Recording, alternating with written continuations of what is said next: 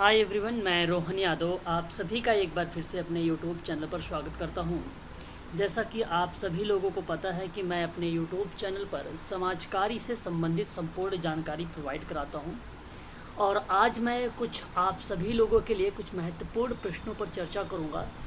और समाजकारी में एक टॉपिक सिलेबस में डाला गया है दिव्यांगता। और मैंने दिव्यांगता के बारे में हालांकि इसके थ्योरीज़ को लेकर मैंने चर्चा कर चुका हूँ। आज मैंने दिव्यांगता के संबंध में कुछ महत्वपूर्ण प्रश्न लिए हैं। इन प्रश्नों पे चर्चा हम लोग करेंगे। आप लोग मुझे कमेंट करके बताइएगा कि दिव्यांगता के संबंध में अगर एनटीए यूजीसी नेट ने समाजकारी में प्रश्न पूछ लेता है तो आप लोगों ने कितने प्रश्न इसमें से सही किए हैं। आज मैं आप लोगों के लिए मॉक टेस्ट स्टार्ट कर रहा हूं और पर डे आप लोगों को प्रोवाइड करूंगा। 15 से 20 मिनट का मॉक टेस्ट होगा जो समाजकारी के संबंध में होगा। तो आज मैंने जो समाजकारी का संबंध बनाया है, क्षेत्र बनाया है, वो दिव्यांगता से बनाया है। एक चीज़ और याद रखिएगा, यदि आप ऑनलाइन क्लास लेना चाहते हैं समाजकारी का, एनटीए यूजीसी नेट की आप तैयारी करना चाहते हैं, तो मैं आपको बता दूं इस समय ऑफ़र चल रहा है। 5000 इसकी फ़ीस रखी गई है। 2 किस्तों में आपका जमा होगी ये फ़ीस। और मिनिमम अगर आप पहली किस्त जमा करना चाहते हैं तो आप 1000 रुपये भी जमा कर सकते हैं। और 1000 रुपये जमा करने के बाद आपको जो नेक्स्ट फ़ीस बनेगी, नेक्स्ट ईएमआई जो बनेगा वो 4000 का बनेगा। ठीक है। और इसमें मैंने आप लोगों को जो है एवरीडे लाइव क्लासेस प्रोवाइड कराऊंगा। शाम 6 से लेकर और 7 के बीच में चलेगा एक क्लास आप सबका, जिसमें यूनिट नंबर 1 से स्टार्ट है। आज वहाँ पर आप लोगों का जो चर्चा होने वाला है वो थ्योरीज़ ऑफ सोशल वर्क पर बात करेंगे हम लोग, यानी समाजकारी के सिद्धांत कौन कौन से हैं।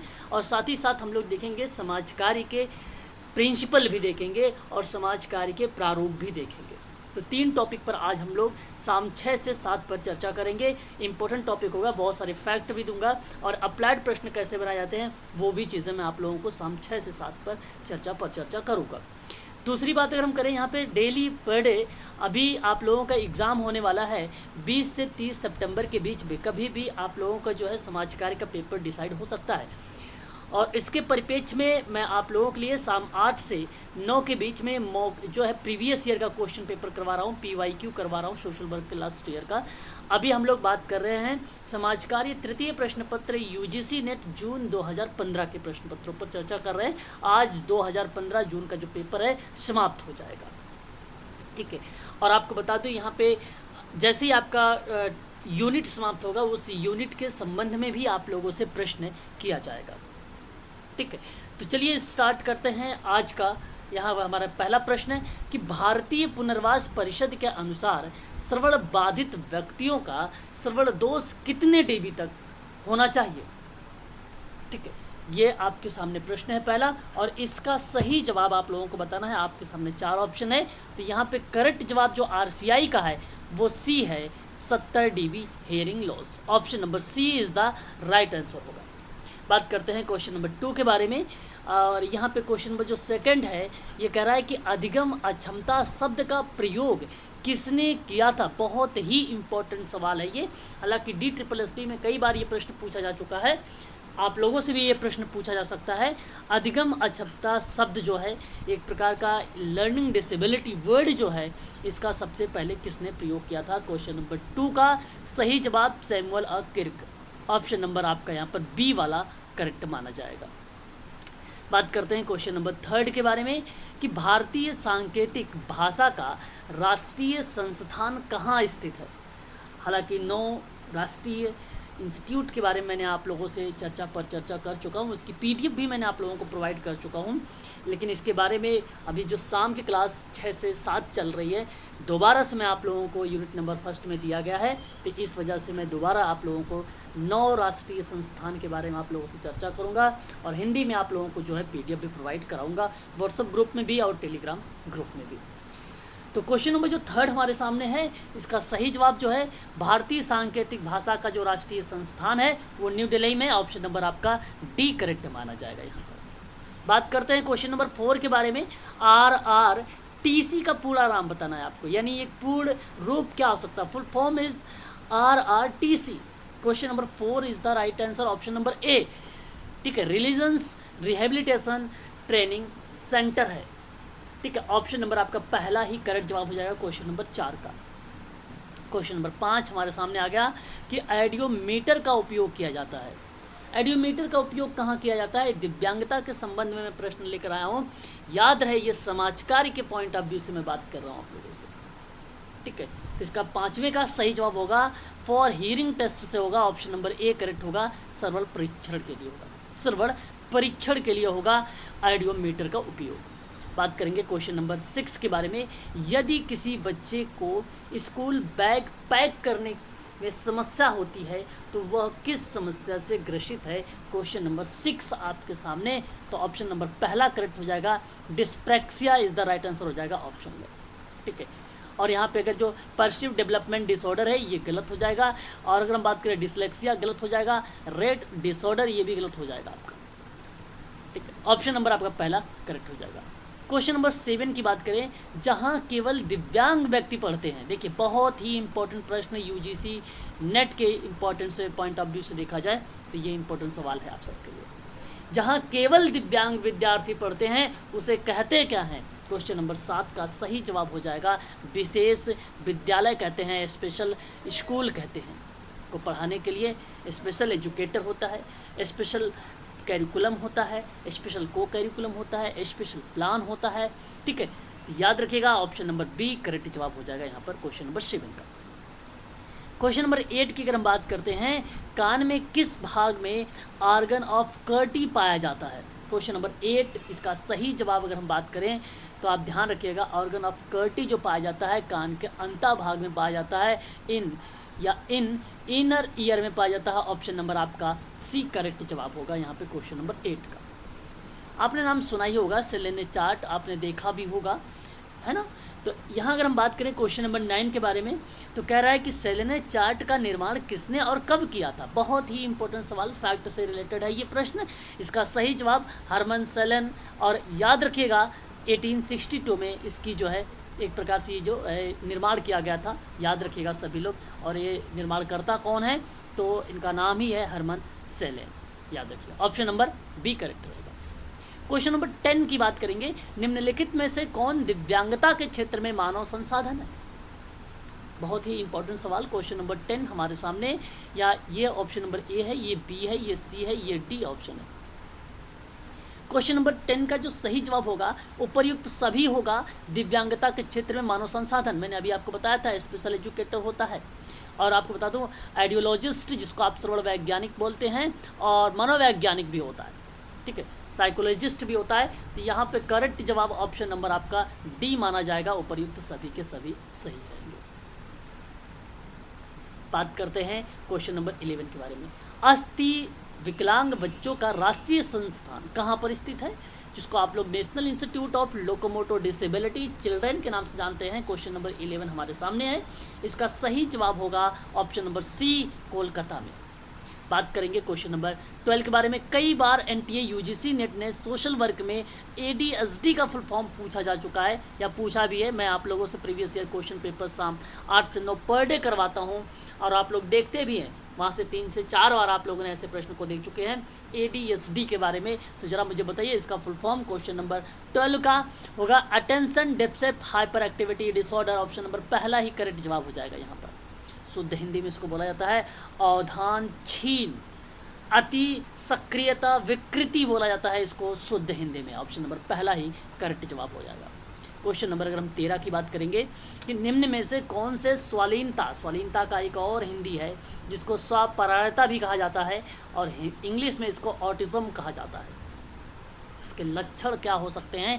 बेसिकली ये लक्षण केवल किताबों में भी देखेंगे तो आपको कुछ 2 से 3 ही लक्षण मिलते हैं, और पेपर में भी जब कभी पूछा जाएगा तो 2 से 3 ही पूछे जाएंगे, ज़्यादा नहीं पूछे जाते हैं। तो क्वेश्चन नंबर 13 का जो यहाँ पे कमज़ोर सोशलाइजेशन की बात कर रहा है, पुअर कम्युनिकेशन की जो बात कर रहा है, जो रूढ़िबद्धता बिहेवियर की बात कर रहा है, तो याद रखिएगा यही 3 देखने को मिलते भी हैं। इसलिए ऑप्शन नंबर डी करेक्ट रहेगा आप सभी लोगों का। ऑटिज्म का ये लक्षण है और तीनों इम्पॉर्टेंट है, ये 3 से ज़्यादा आ ही नहीं सकता एग्जाम में, याद रखेंगे आप सभी लोग। क्वेश्चन नंबर 14 की बात करेंगे कि कार्यात्मक पाठ्यक्रम किन बच्चों के लिए उपयोगी होता है। बेसिकली यहाँ पे बात की जा रही है फंक्शनल कैरिकुलम के लिए। क्वेश्चन नंबर 14 में करिकुलम फंक्शनल की जब बात हम करते हैं तो फॉर इंटेलेक्चुअल डिसेबल चिल्ड्रन के लिए होता है। ऑप्शन नंबर सी करेक्ट जवाब होगा। ऑप्शन नंबर सी करेक्ट होगा। बौद्धिक अक्षम बच्चों के लिए होता है कार्यात्मक पाठ्यक्रम। किन बच्चों के लिए उपयोगी होगा? याद रखिए, इंटेलेक्चुअल डिसेबल चिल्ड्रन के लिए इंपॉर्टेंट होता है। आपको मैं बता दूं, ये पेपर जो है एनटीए यूजीसी नेट के साथ साथ जो मेडिकल सोशल वर्क की तैयारी कर रहे हैं, जैसे संजय गांधी, और आपने नाम सुना ही होगा पीजीआई का, लखनऊ में जिसकी अभी वैकेंसी निकली हुई है, उनके लिए भी ये इम्पोर्टेंट है।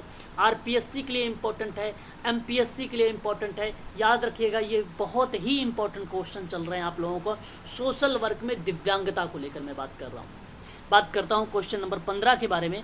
क्वेश्चन नंबर 15 कहता है कि ऐसी शिक्षा व्यवस्था जिसके अंतर्गत दिव्यांग विद्यार्थी को, याद रखिएगा, ऐसी शिक्षा व्यवस्था जिसके अंतर्गत दिव्यांग विद्यार्थियों को शैक्षिक संस्थान के अनुसार तैयार होकर आना पड़ता है।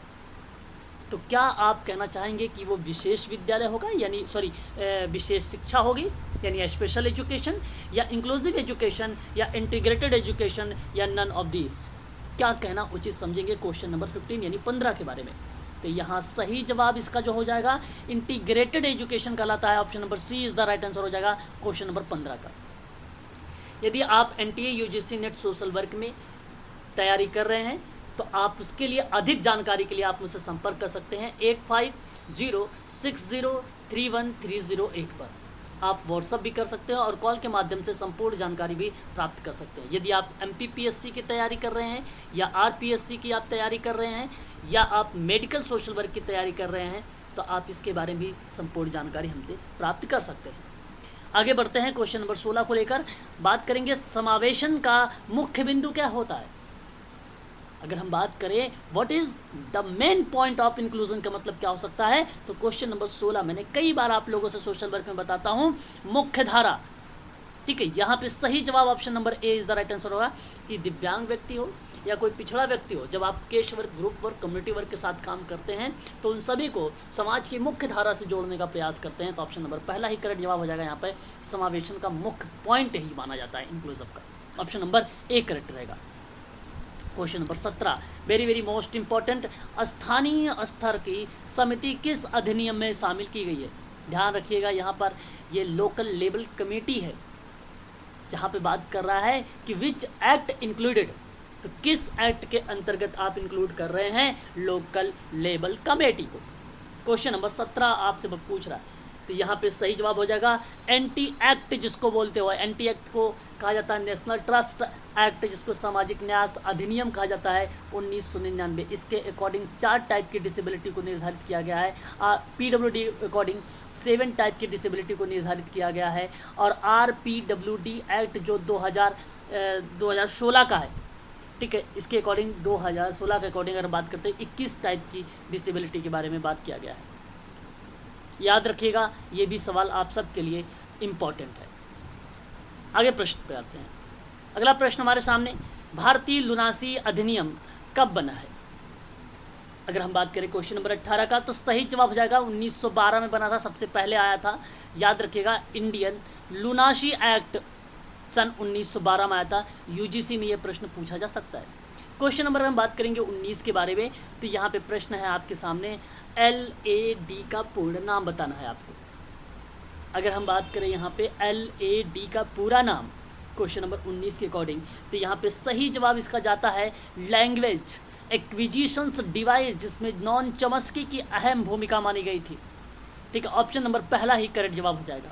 बात करते हैं यहाँ पर कि राष्ट्रीय न्यास अधिनियम 1999 में कितनी दिव्यांगता शामिल किया गया। अभी मैंने लास्ट वाले सवाल में बताया था आप लोगों से कितने टाइप की डिसेबिलिटी बताई गई थी, 4 टाइप की डिसेबिलिटी। और ये आरपीडब्ल्यूडी एक्ट 2016 का हो जाएगा। और यहाँ पे अगर हम लोग बात करते हैं तो पीडब्ल्यूडी एक्ट 1995 का हो जाएगा। ठीक है, याद रखिएगा। और ये आपका 1999 का हो जाएगा। ठीक है, NTA। क्वेश्चन नंबर 21, पुनर्वास के आयाम की पुस्तक के लेखक कौन माने गए हैं? तो doctor R.A. Joseph, option number D correct माना जाएगा। यहाँ पर बात करेंगे समावेशी शिक्षा का मतलब क्या होता है। NTA UGC नेट का बहुत ही फेमस सवाल है ये, कई बार ये प्रश्न पूछा जाता है। केवल एक शब्द देता है इंक्लूसिव एजुकेशन और उसका मीनिंग समझाना पड़ता है हमें। दोबारा ध्यान रखिएगा आप सभी लोग, जो 20 से 30 सितंबर के बीच में NTA UGC net social work का जो एग्ज़ाम होने वाला है, आप लोगों को ये पेपर में ज़रूर देखने को मिलेगा। समावेशी एजुकेशन, यानी एक प्रकार से हम इसको कहते हैं इंक्लूसिव एजुकेशन। तो 21 का सही जवाब होगा, ये बताता है तथ्यों की व्याख्या को शामिल करता है।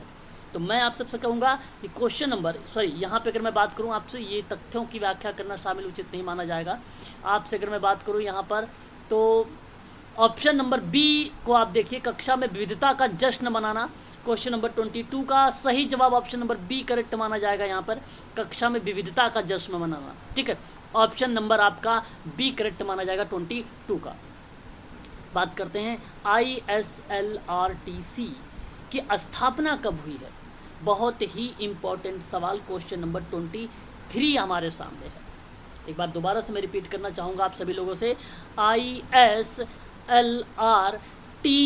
का अगर हम पूछे तो इसकी स्थापना के बारे में, तो ध्यान रखिएगा ये Indian sign language research and training, याद रखिएगा आप सभी लोग, ट्रेनिंग सेंटर है ये। और इसकी स्थापना याद रखिएगा 28 सितंबर 2015 को हुआ है। Option number C is the right answer हो जाएगा।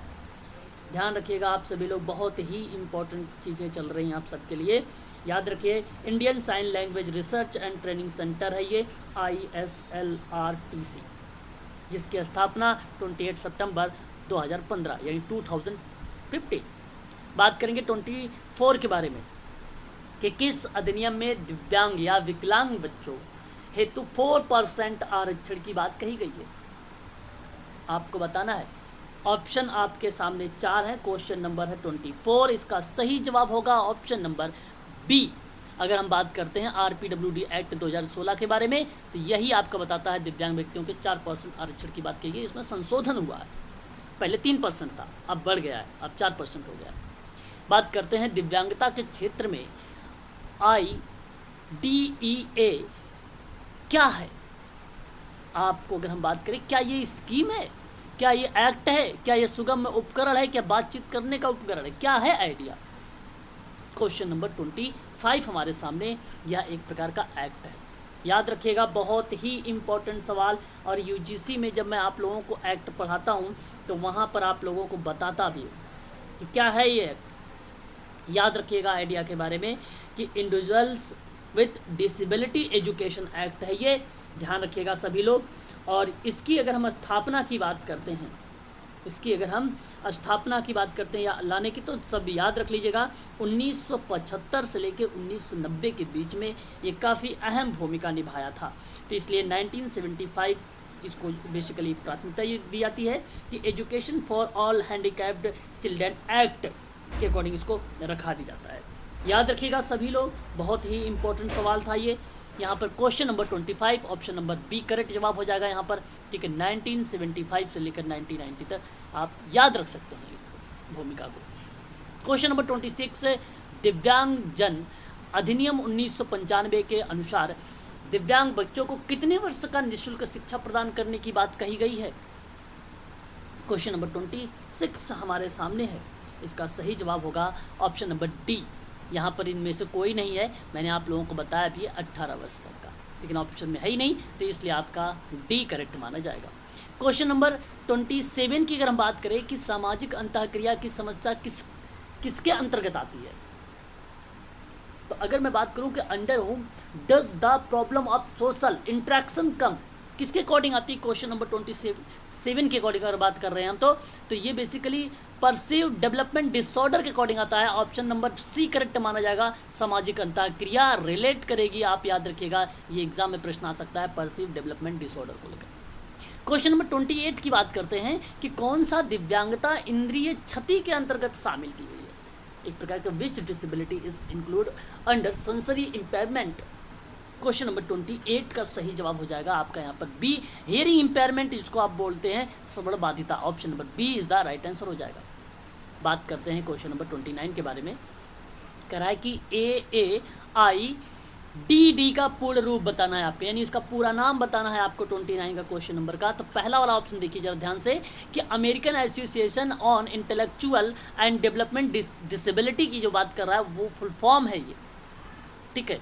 कभी कभी आपको AAMR के बारे में पूछ लेता है, तो अमेरिकन एसोसिएशन मेंटल रिटार्डेशन होता है, और कभी कभी AAIDD का पूछ लेता है, तो याद रखिएगा कि American association on intellectual and developmental disability को बताता है। ऑप्शन नंबर पहला इज द राइट आंसर हो जाएगा यहाँ पे करेक्ट जवाब।